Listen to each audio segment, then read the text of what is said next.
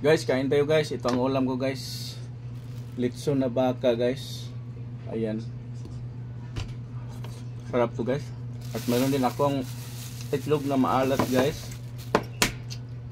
Lagyan ko lang to ng kamatis guys.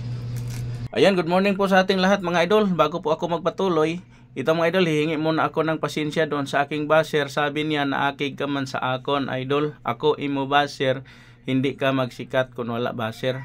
Hindi ko po siya naintindihan ang pagkasabi niyang naakig mga idol, kaya nagtangkyo lang ako doon sa pagkasabi niya na naakig ka man sa akon.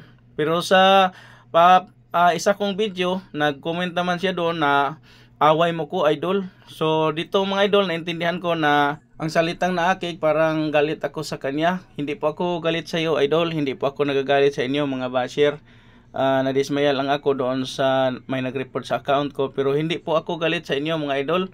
Hindi po tayo mabubuhay ng mapayapa kapag may galit po tayo sa kapwa natin at sa kapwa mga idol. Mahal ko po kayong lahat mga idol, lalo na sa mga kasama kong mga Pilipino.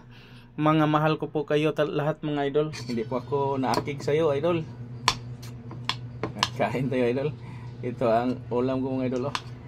Itlog na maalat, lagyan ko lang siya ng maraming kamatis mga idol. Yan, marami pang itlog na maalat mga idol, pero isa lang ang iuulam ko kasi marami akong ulam ngayon. Hindi pa naubos ang pusit ko. Mayroon din akong litso na baka. Ito mga idol, masarap to mga idol, litso na baka. Sarap ng sauce nila mga idol. Ang kain kayo. Ganito din pala ang litso ng baka mga idol. Ang maluto kaon hindi pala pareha sa baboy nga. Kung maglitson ka og baboy, tibuok yun ang imong litsonon. Ano siya mga idol, paalan niya sa baka mga idol. Gilitson niya ang maluto kaon.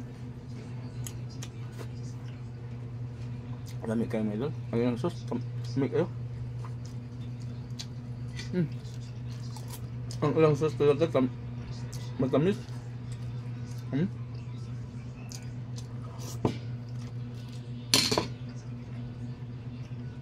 Masarap ang sauce. Ito naman, itlog na maalat.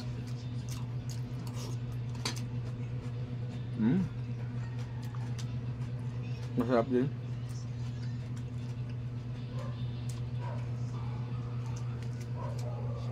Ngayon lang ako nakatry nito, kung may itlog na maalat.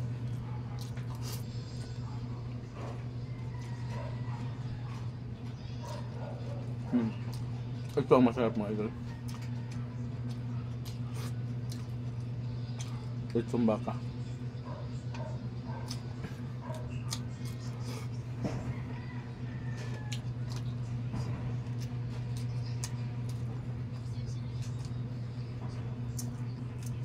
Grabe, sarap.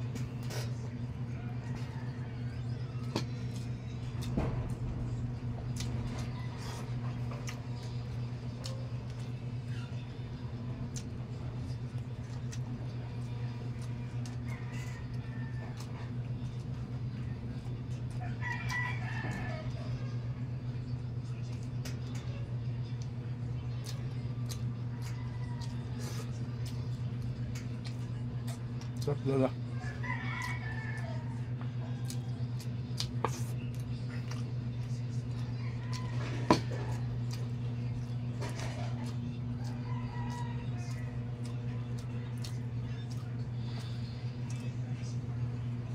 Paano kaya ginawa ang sauce nila dito? Masarap.